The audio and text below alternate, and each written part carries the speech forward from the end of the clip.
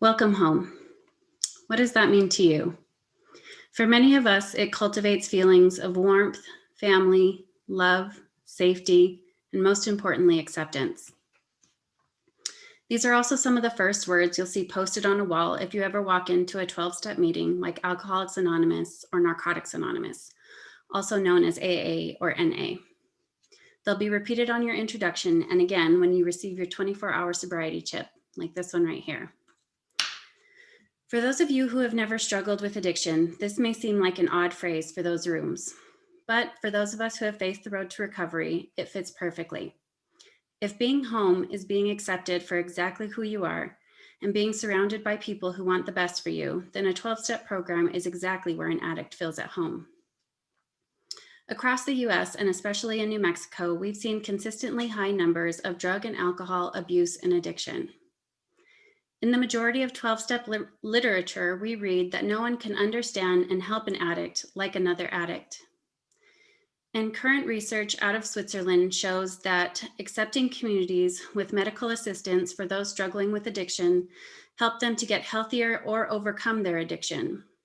Upon reading these revelations, I believe that higher institutes of learning and universities should offer student housing with sub-communities for students in recovery. In doing so, we can prevent relapse and promote sobriety and give these students to find their home. If addiction is a disease, then New Mexico is suffering an epidemic. According to the New Mexico Department of Health, since 1997, New Mexico has had the highest alcohol-related deaths in the nation. Another statistic from 2017 shows that we've had the 17th highest drug overdose rate in the nation. And you can see from recent data that New Mexico for the last more than 30 years has had a higher average of drug overdose rates than the national average.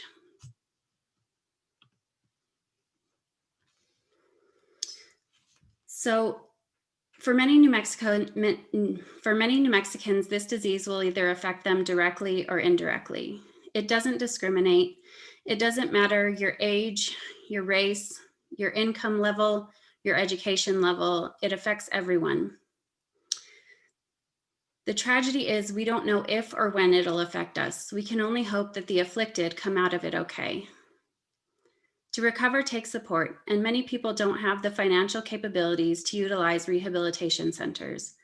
This means that more and more state-funded programs are being tapped out and exhausted due to the widespread nature of the epidemic. Programs such as AA and NA are a good, cheap, or no-cost alternative to begin the road to sobriety.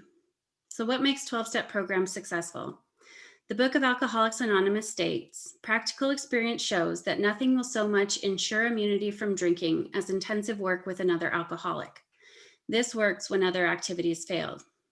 If you've ever gone to a parent with a confession or an authority figure, you know the feeling of being judged. No matter how kind the parent, the pastor, or the law enforcement officer, that confession comes with a feeling of shame.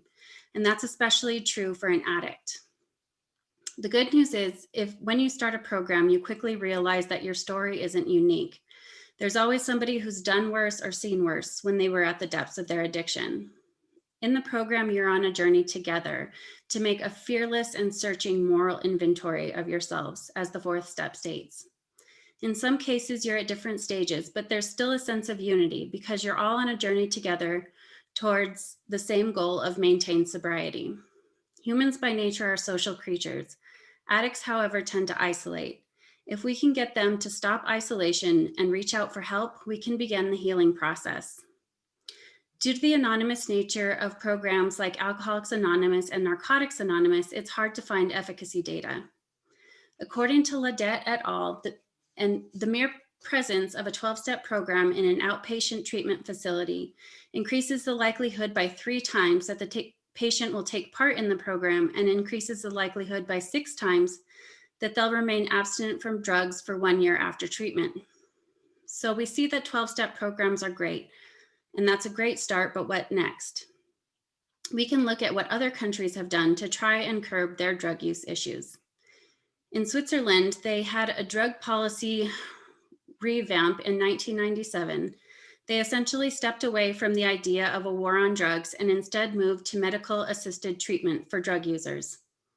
Some of the policies, like drug rooms, would require dramatic overhaul of US policies to enact. But there are many ways as a community, even a small community like UNM, that we could take pieces of this policy and implement it locally. Things like an opioid substitution program could serve as a pathway to entry to UNM or as a retention program for students who are currently struggling. A localized campus living community with a 12-step program and medical treatment could incentivize students to return to school or turn the corner in their current academics. In a paper by Uchtenhagen in 2010, he states that findings showed that the Switzerland community experienced positive changes in patients and safety of medication and absence of any major negative events. This multifaceted approach could help students who are in need. In conclusion, what if an addict's welcome home included a home, a community, and medical support? What if there was hope for entry to UNM, or a new career, a new future, or simply continuing their education without the hindrance of addiction? It's clear that there's an addiction problem in New Mexico. Statistics don't lie, and you can simply drive down the street for yourself and see it.